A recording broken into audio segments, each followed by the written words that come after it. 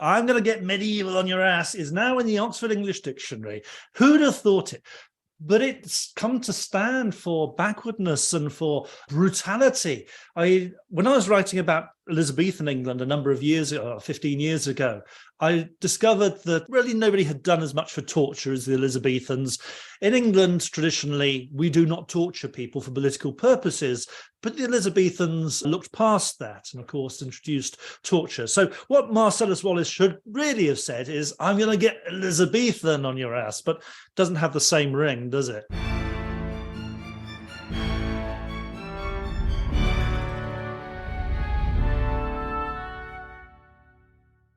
Hello and welcome to the Aspects of History podcast. My name is Oliver Webb-Carter and I'm the editor and your host. I want to give a warm welcome to all you new listeners who've joined. It's great to have you on board. And to subscribers, welcome back. Don't want to leave you out.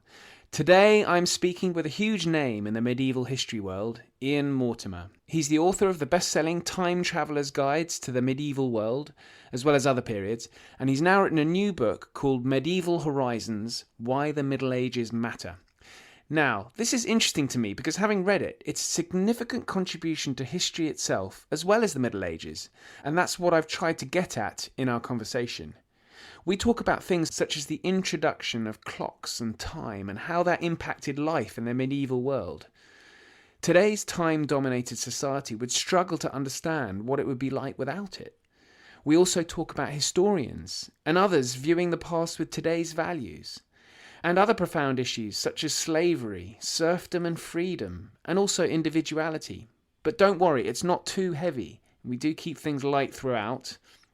We even talk a little bit about the medieval period in film. Coming up, I've got John Sayles, filmmaker and novelist of the 18th century. I know, I've been trailing that for a while now, but I'm timing it for the release of his book.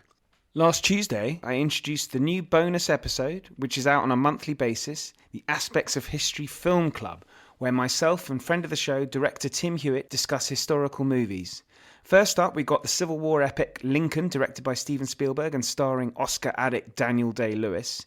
In March, it's the Iranian Revolution set Argo, directed by Ben Affleck. So please do subscribe so you can get these in your feed. Anyway, in the meantime, here's my conversation with Ian Mortimer on the medieval era.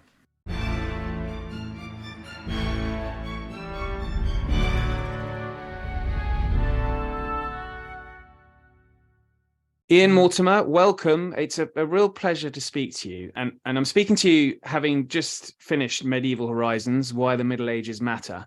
And I have to be honest, Ian, I think I was a bit of a skeptic about the Middle Ages before I started this book, but you've turned me. Really? Oh, well, thank you very much for asking me to chat about it. But I'm even happier to hear that I might have turned you. I mean, the book is about, to my mind, as a historian who's dealt with the Middle Ages for such a long time, about blindingly obvious things, and yet I seem to be alone in thinking they're blindingly obvious. Yes, there are two or three authors early on in the book that you take issue with what they've said about the Middle Ages, and there are assumptions that you're sort of challenging throughout, right to the very end, the conclusion, where we I guess it's best summed up by the words of Marcellus Wallace in Pulp Fiction, where he's going to get medieval on someone's. I'm not going to try the accent. That I don't. Yeah, I can't even do it either. But we all know what this. That line is now in the Oxford English Dictionary. I'm going to get medieval on your ass is now in the Oxford English Dictionary. Who'd have thought it? But it's come to stand for backwardness and for brutality. When I was writing about Elizabethan England a number of years ago, 15 years ago, I discovered that really nobody had done as much for torture as the Elizabethans. In England, traditionally, we do not torture people for political purposes, but the Elizabethans looked past that and, of course, introduced torture. So what Marcellus Wallace should really have said is, I'm going to get Elizabethan on your ass, but doesn't have the same ring, does it? It doesn't. I mean, the idea that it's brutal and backward and all this, and the number of times we hear the Taliban described as medieval or whatever, it did wear away at me. And so you mentioned two or three authors who I do take umbrage with or take issue with. All three of them are very established professors of history, and that is why I chose those three. And I could have chosen dozens, if not hundreds, of other writers who've expressed very much the same view that essentially our ideas of change are technological and technology-based, as opposed to anything else causing social change.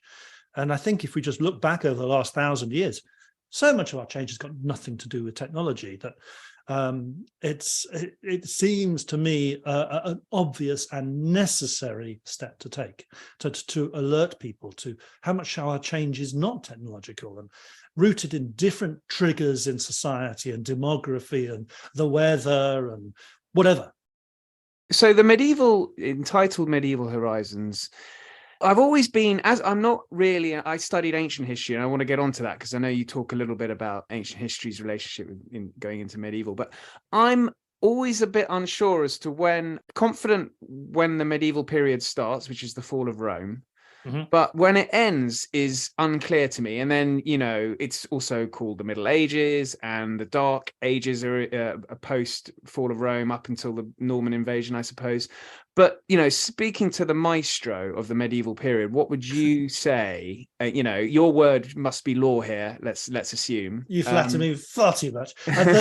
The idea of a Middle Age really comes from Petrarch. I don't know of anybody before Petrarch writing in the late 14th century, but he referred to the times between the fall of Rome and his own time as a dark age. And that idea sort of grew. I can't say it convinced everybody, because you don't find, I think, anybody else referring to this dark age until later in the 15th century. The term the Middle Ages, or the medieval period between the fall of Rome and our own time, inverted commas, you find from the 1570s, I think. It's Elizabethan times, anyway, 1570s, 1580s. So they used the term the Middle Age or Middle Ages to describe between the fall of Rome and Elizabethan England. And initially, they just refer to the Middle Age. Now, from a modern point of view, from a modern perspective, we look at so many areas of change in that 16th century period that it's very difficult to have an absolute correct date for the end of the Middle Ages. My wife and I always joke that the Middle Ages ended about 3:30 in the afternoon on the 22nd of August, 1485, when Richard III lost his head and his horse at Bosworth. But of course, in reality, ages do not come to an end with one person's death. They evolve into each other constantly. The history is a series of nows. And isn't that very, sorry to interrupt, but isn't that very Anglo-centric to just concentrate on the Battle of Bosworth? I mean, someone in Italy wouldn't have cared about that, would they? Well, likewise, for the start of the Middle Ages, there's a difference there, because if you're in Italy describing the beginning of the Middle Ages, you'd say, well, the fall of Rome in 476. Whereas from an English or British point of view, you'd say the withdrawal of the Roman legions and the collapse of Roman authority in around 410, 420. So there's a difference there too. The thing is, why have a label? If you think about it, you only need the label if you're using it to a certain end. What are you trying to get across by using these terms? Now, from my point of view, I have always found it very useful to use Shakespeare as a historical benchmark. And because Shakespeare knew nothing of the technological impulses that have led to us having a technological mindset in the modern world, I thought what I would do was contrast early 11th century with Shakespeare's time. So the 11th century with the 16th century. Now, most of that is medieval. Very few people think the years the 1590s are medieval, but for the purposes I wanted to get across, I went up to 1600. And I had Shakespeare in my mind. I had the invention of the telescope and the microscope in my mind, which are both around 1590, 1600, because those advance our horizons enormously. And until those lenses really had done that, nothing really was on a technological basis expanding our horizons. Ships obviously had developed and allowed us to go around the world, but that metaphorical horizon that geographers allowed us to see is really true throughout this medieval period. And then when we get to that technological change, the beginning of the age of science and the scientific revolution of the 17th century, then I thought that was a point at which to compare and contrast. What I really want people to do is concentrate on everything before 1600, So hence my Middle Ages in this book goes all the way up to 1600. Normally, you'll find me saying the Middle Ages in this country end with the dissolution of the monasteries and the first break from Rome.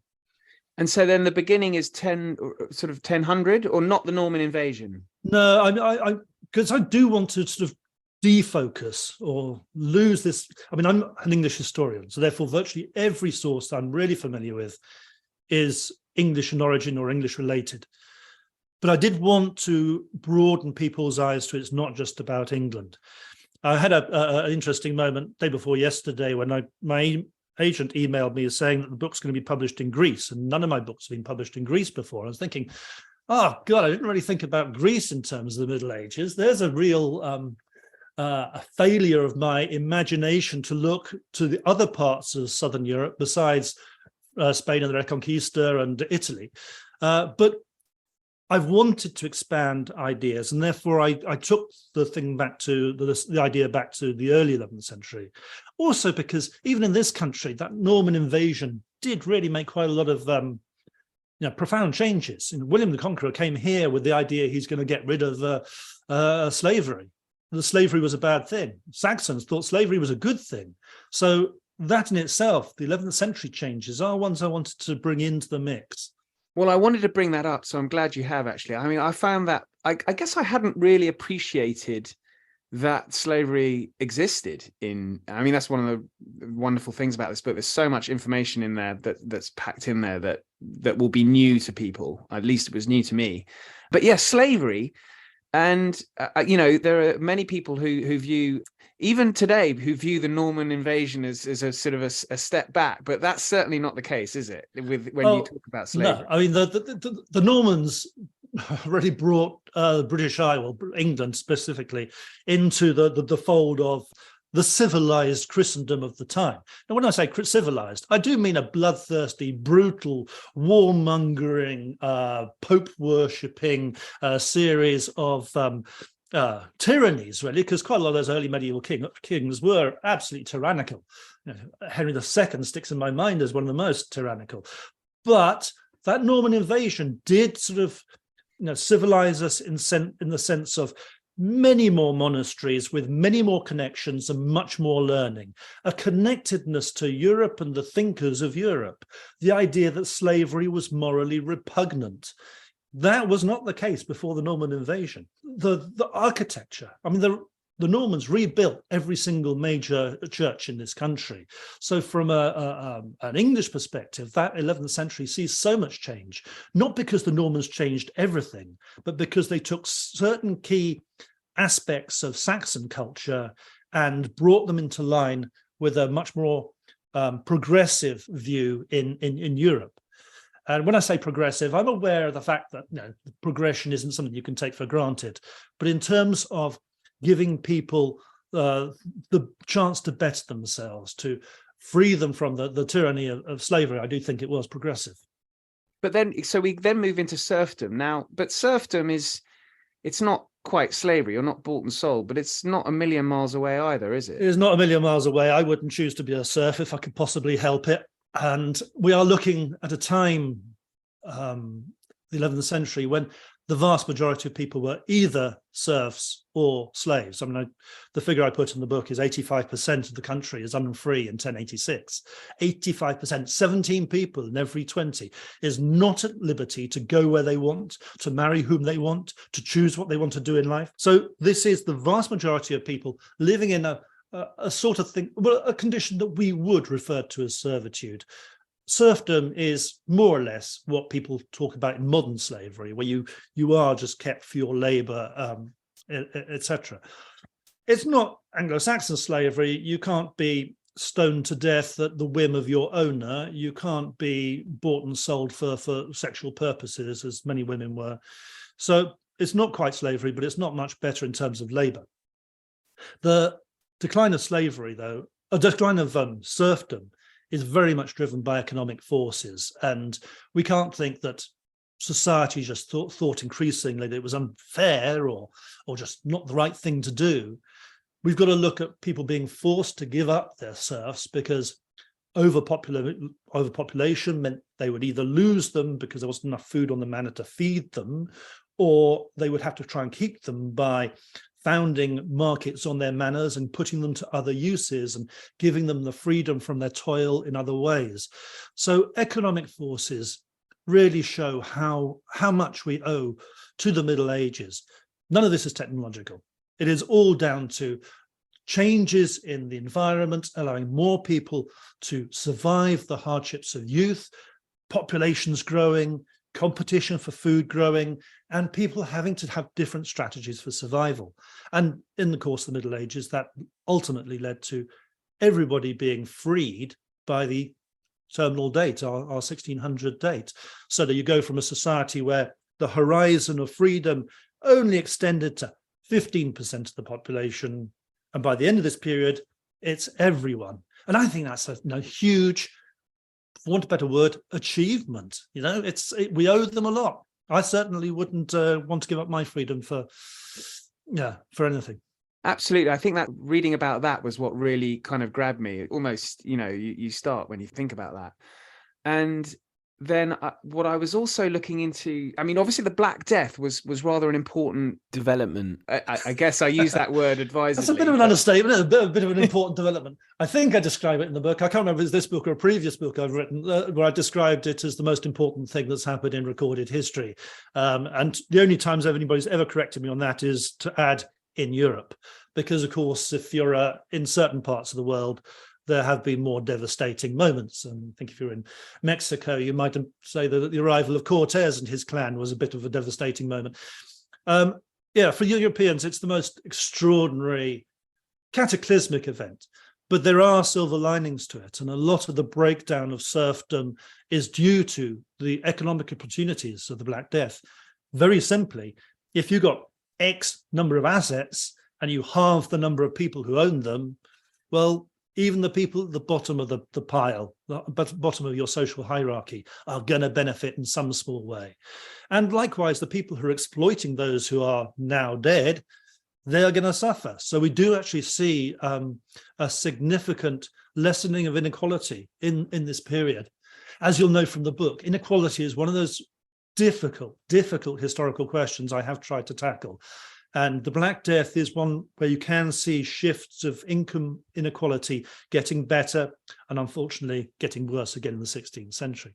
But the Black Death, it must have been hell to live through. I mean, with, as we now know, over 40% of the population dying in 7 months, you couldn't really have dealt with that and not had some psychological impact. Your view of the world and how, the goodwill of God himself must really have come under strain. But for those who did survive, there were economic benefits and social benefits, and more of their children survived. And it's must have been traumatic, really. Well, you say traumatic, and if you throw in war and fighting, and with our understanding of mental health nowadays, I mean, I've got visions of sort of 80% of the population walking around, as you say, traumatized, sort of PTSD.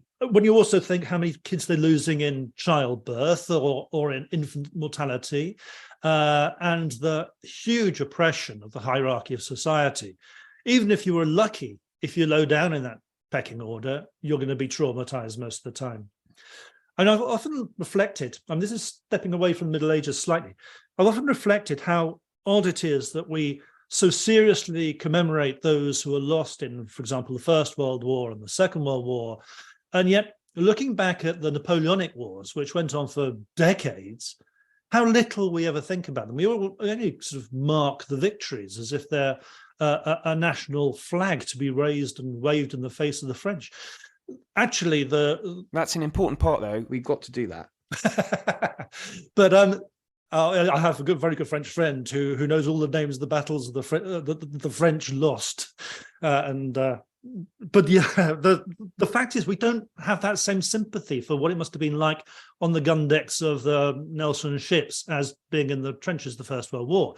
And as we go further back, we've got even less of this sympathy with the common man fighting those battles and the common people being a victim of those wars, and more of a sense of winners and losers. I think this is such a strange contrast because, frankly, if you're involved in one of those terrible conflicts, you're going to be traumatized regardless of which century you're living in. Well, I've read about Falklands veterans who had fought with the bayonet, so up close and personal, Right, yeah. which is what battle was in the medieval period, wasn't it? You Absolutely, were up close until the development of gunpowder. And my favorite quote from the 12th century is, "A man is not a man until he's felt his teeth crunch under the blow of an axe from his helmet." That's what manhood was in the 12th century.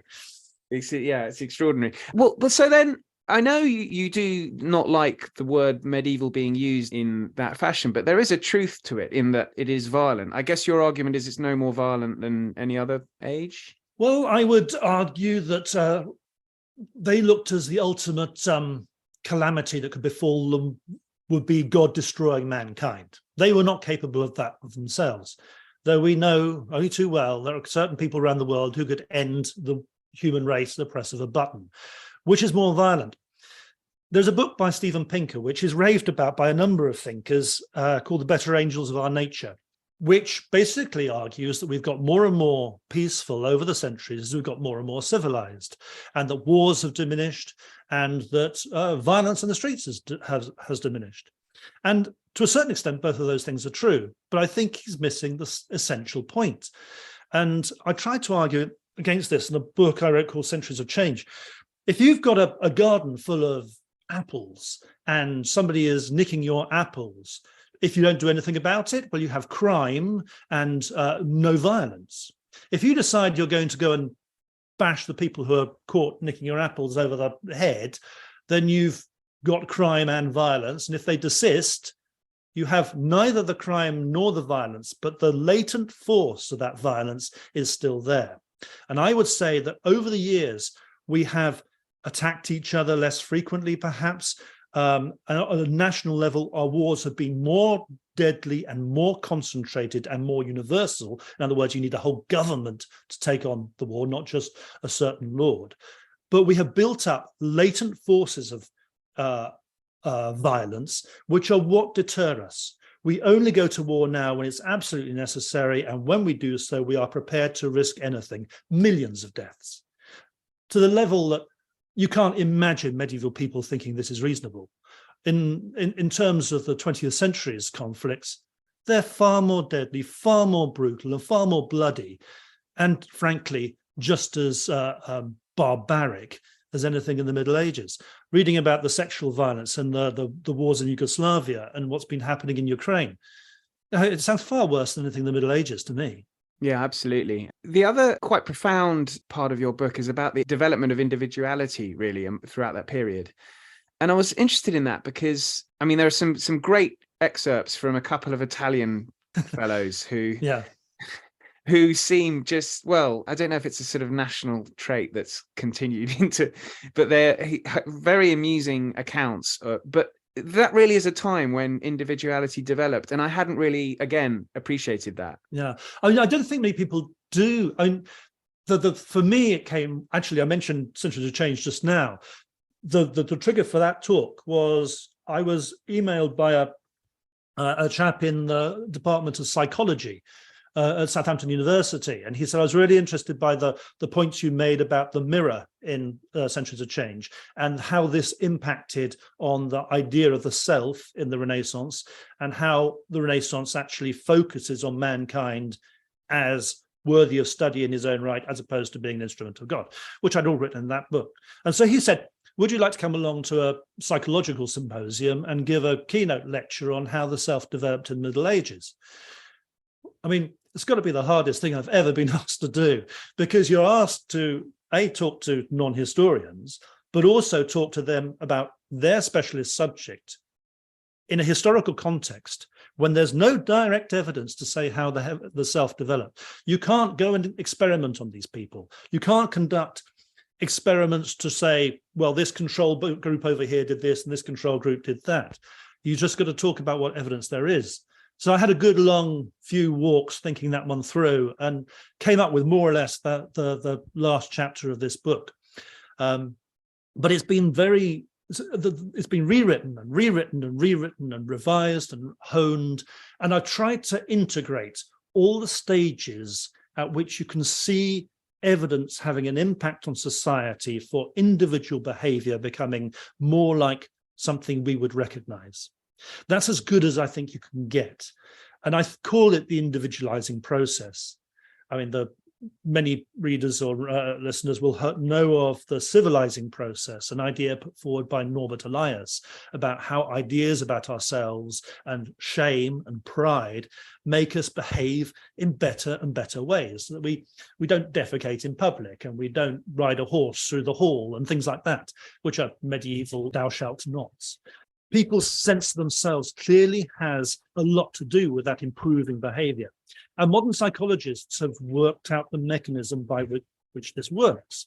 So I thought I'd take Norbert Elias's civilizing process, apply modern psychological ideas, psychologists' ideas to the whole thing, and see if we can establish the stages at which people become more self-conscious and behave less like the mass, as it were, not in the sense of crowd behavior, but in less accepting of simply being the beasts of burden on a manor, for want of a better word. At what point do we start to think like individuals? And there is no one point, there's a whole series of them. But as you mentioned in the autobiographies of Girolamo Cardano and Benvenuto Cellini, we clearly are there as individuals by the end of the medieval period, by the end of the 16th century, certainly. It's in the 16th century we get this self-reflectiveness. We get this writing about ourselves for our own benefit. And although it's, apart from those two Italian autobiographers, most autobiographical writing isn't of a very high standard in the 16th century. It's there. It's finally arrived, where there's virtually nothing to compare with it from earlier centuries. I mean, people who like doing Wikipedia entries and rubbish like that do tend to sort of go through and find earlier examples, scraping the barrel. But most of the earlier examples of autobiographical writing are either about God primarily, or they're about diplomatic missions, or the ways you get to the Holy Land, or a certain person's role in a battle, basically how to fight. They are not about that person themselves. There isn't that looking in on themselves, which is really a social function of the mirror and everything else we developed in the Middle Ages to make ourselves self-reflective, self-aware. And I just think people don't realize this. Medieval people were very different from us in the way they thought and the way they responded. And this process I'm trying to get towards. And I think what I've written is a significant first step that I hope people build on. Understanding that, I think, is an important way of understanding how the Western world has developed as individuals, a whole mass of individuals. Yeah, does it have is it a almost Darwinian evolving of the sort of human psyche almost? I think very much so, because I think it does go all one way through the Middle Ages. And I think it's pretty much gone all one way since the Middle Ages, in that we are taking bunches of people who are expected to behave in the same way, have a self-interest in behaving the same way, and constantly hiving bits off to say you're going to behave differently, or you can behave differently, or it's your interest to behave differently from the mass. When we're looking right at the start of this period, now the famine was practically every 4th year. If you didn't pull together with everybody else in your manor would not produce enough food, and you would not be able to store it and keep it and share it for everybody else to survive. So behaving as one of a number, one of a mass, was essential to the survival of the whole. And remember, you're not free, so you haven't got any choice in what you're doing. You're just obeying orders. But by the end of the 16th century, there's no trace of that, really. People are farming independently. If they're working a manor, they have a very different way of farming that land. Normally they have their own strips, which they're farming, or in the fringe parts of England, they'll have their own farms. Increasingly, they have their own farms. And that individualizing process just carries on and on and on. So you could say it's gone all the way down to our own selfie generation. There may be bits where we see more of a mass mentality take over. And I am aware of the forces behind the French Revolution and the 1848 revolutions and certain movements. But I think on the whole, the grand trend has been towards an individualizing process that is at its most mass in the 11th century and its most particular individual in the modern world. It's also mind-opening.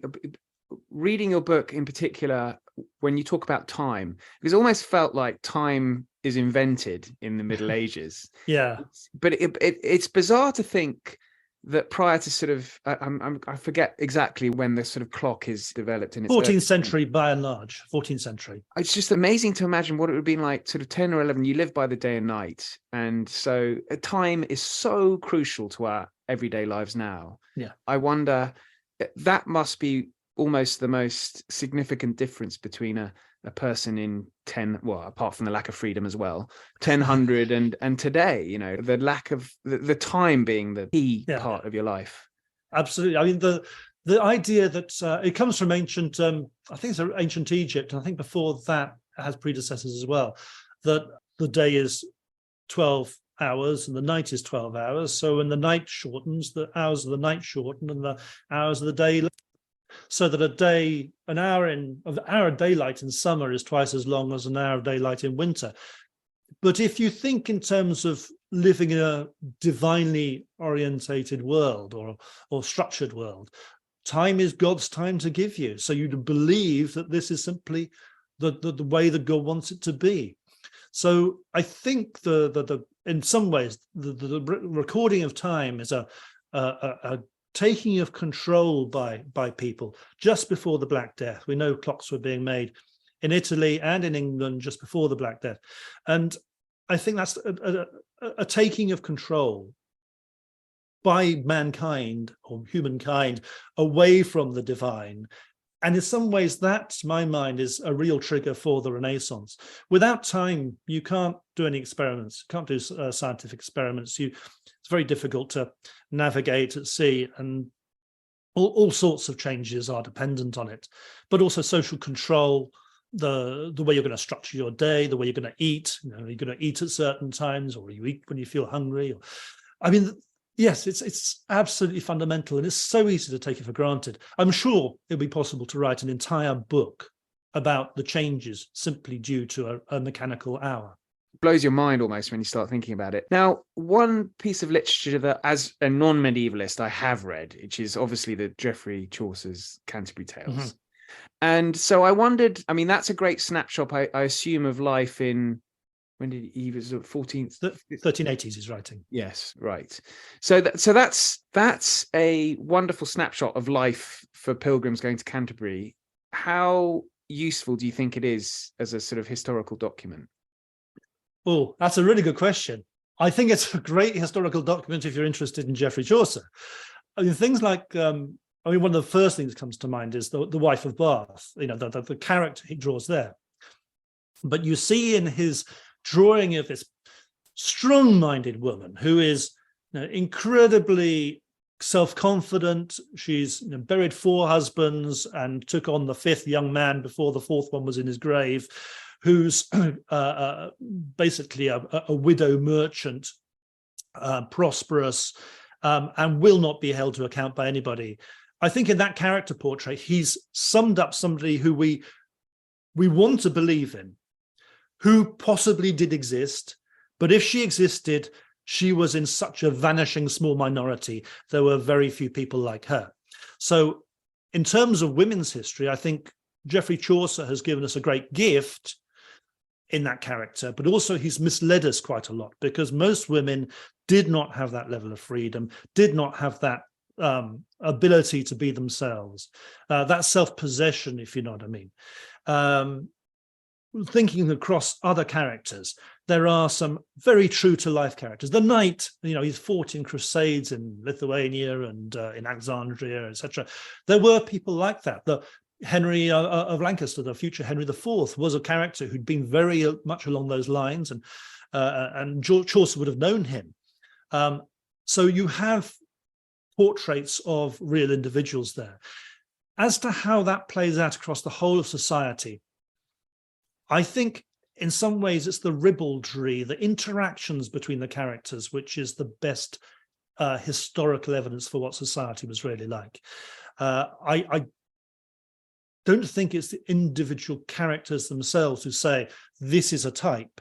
I think the interactions are something that is unique, and we don't really get as clear a series of interactions between people of varying backgrounds and classes from any other source.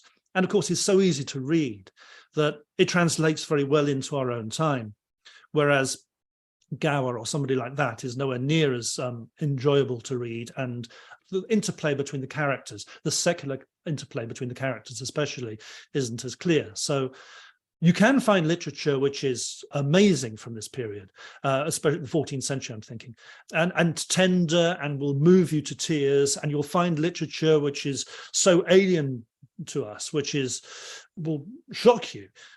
Chaucer has this sort of timeless touch, a bit like Shakespeare, not for all time, that I think brings across that sense that people's interrelationships then, although very different from ours, are comparable. We can understand them. And every historian who writes about the 14th century will be quoting Chaucer many times in the course of their career. So he certainly serves a wonderful purpose for everybody who's trying to evoke that period. Now, this might be quite an unfair question, actually, but I was thinking about this.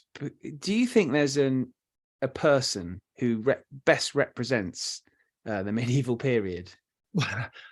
Gosh, I know that's why it might have been a bit unfair.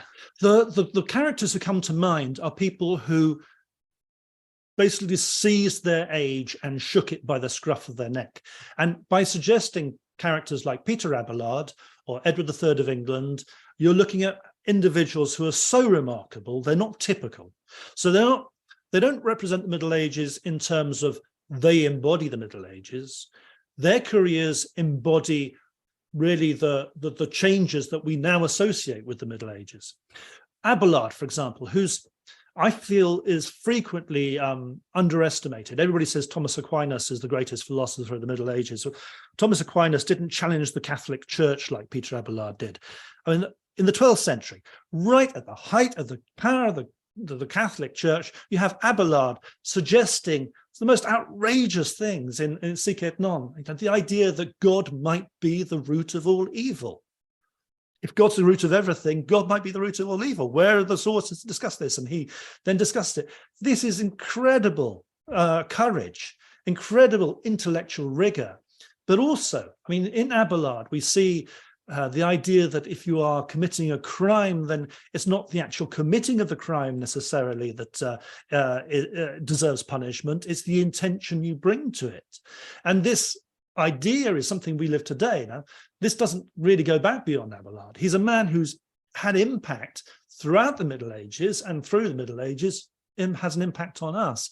So I'd say he does embody the Middle Ages in the sense that he tackled key themes that we really we ought to be grateful that he did tackle.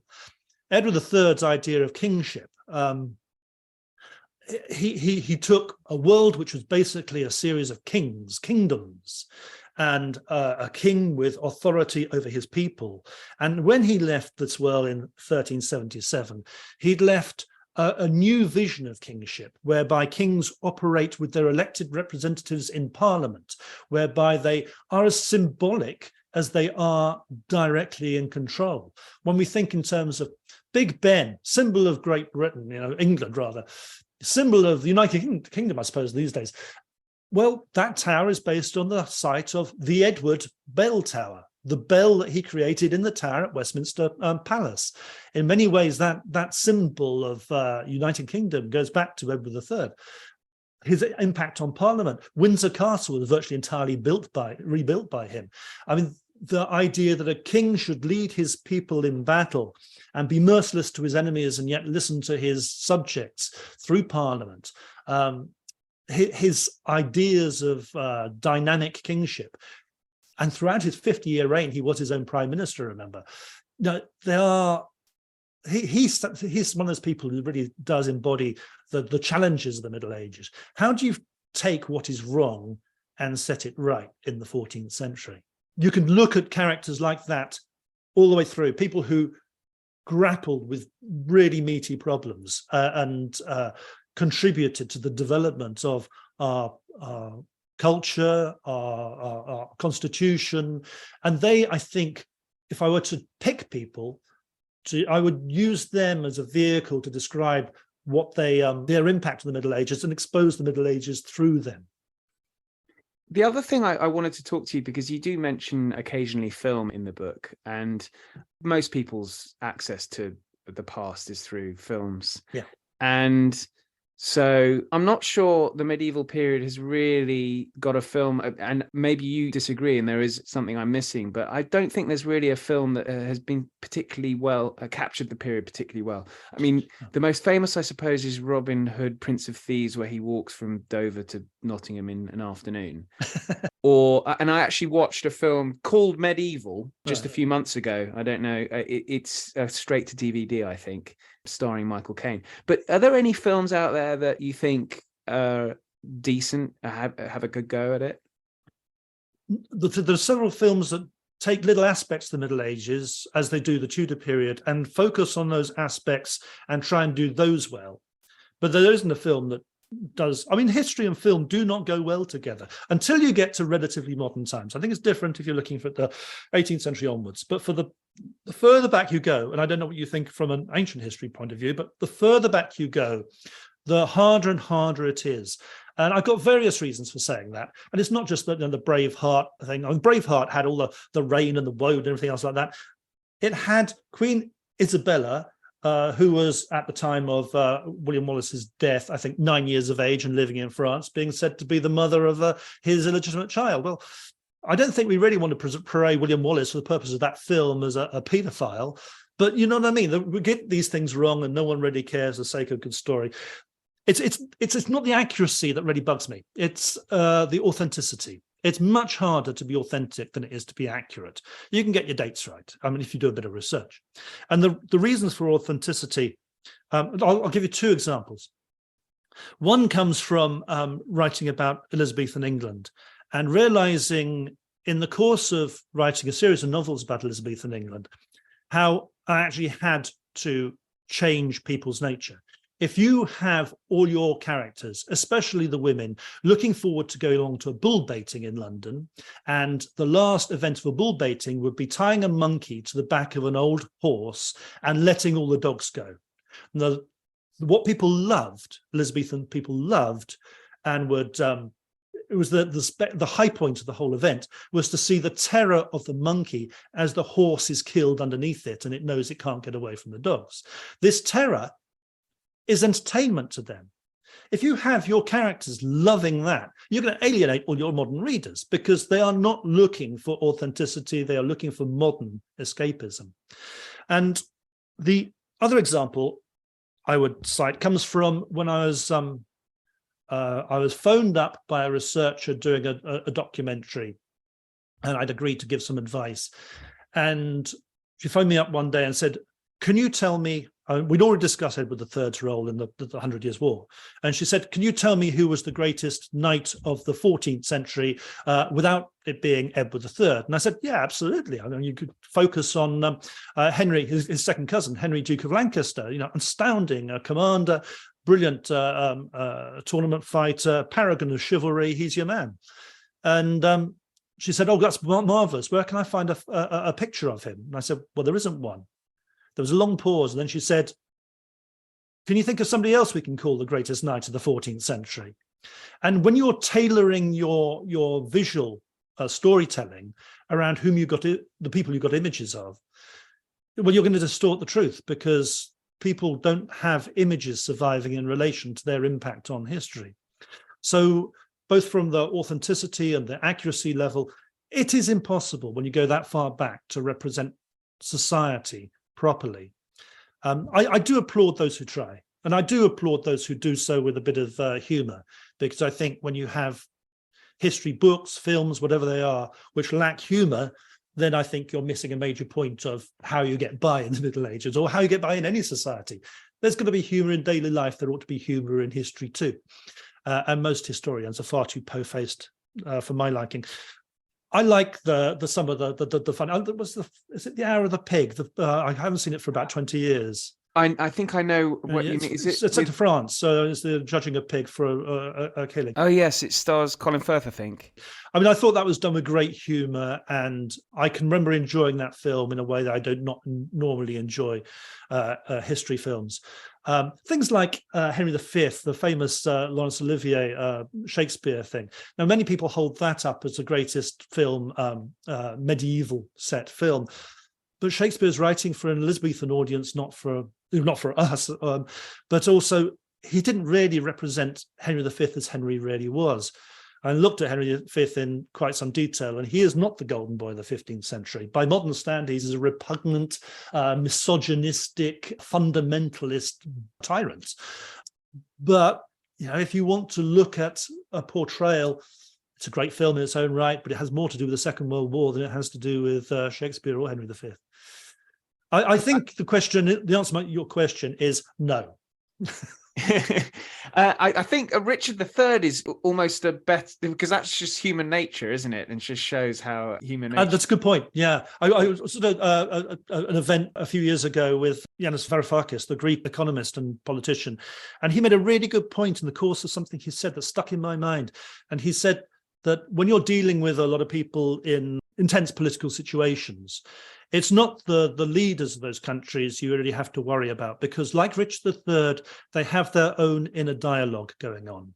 What you really have to look out for are the people who blindingly accept everything they say, for they have no Richard III dialogue going on in their head.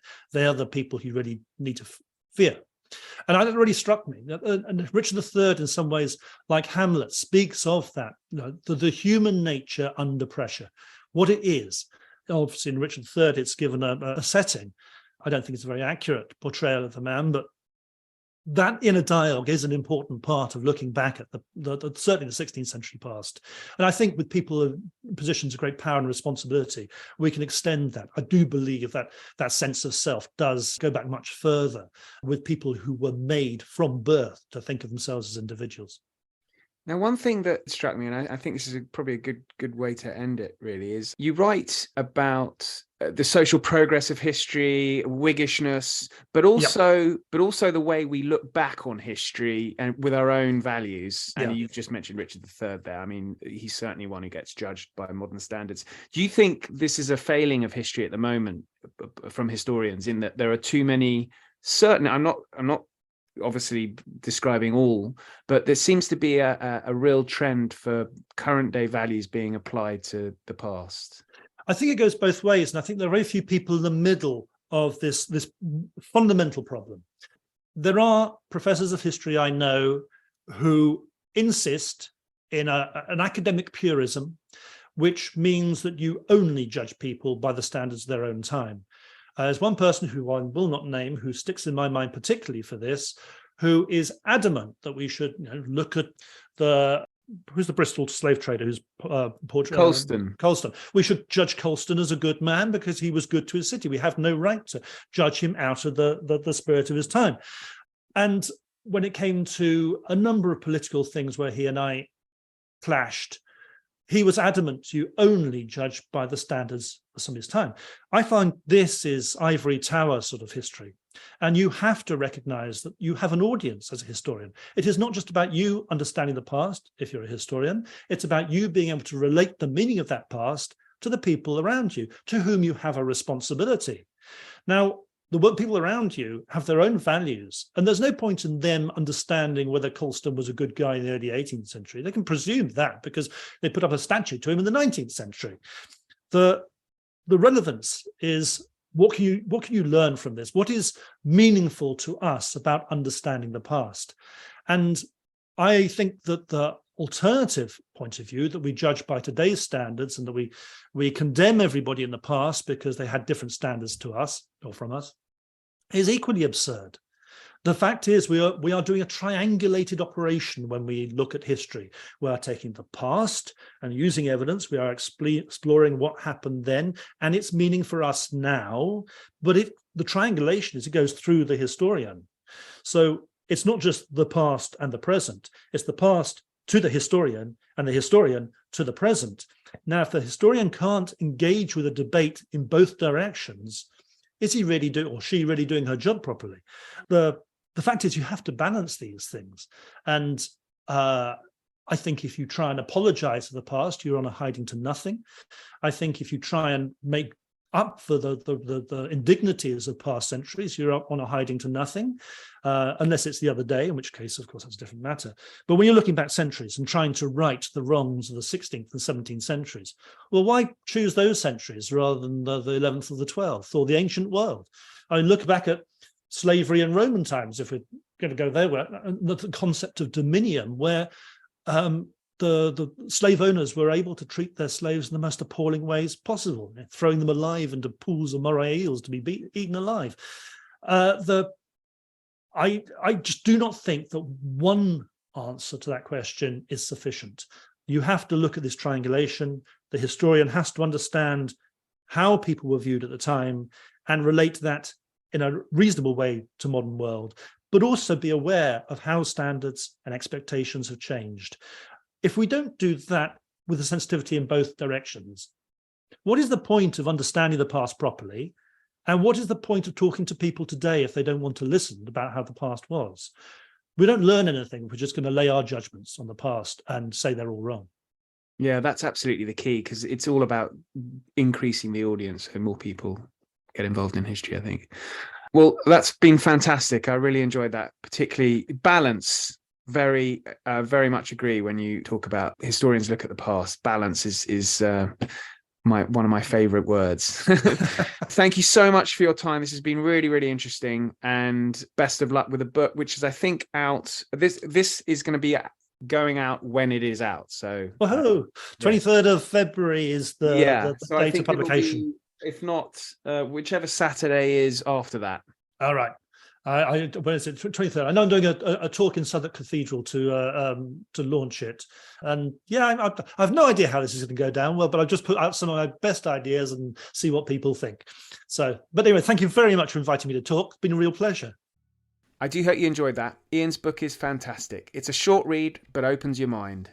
Coming up, I have John Sayles on the 18th century, the Aspects of History Film Club, and much, much more. So please do subscribe and rate and review if you can. Until then, thank you and good night.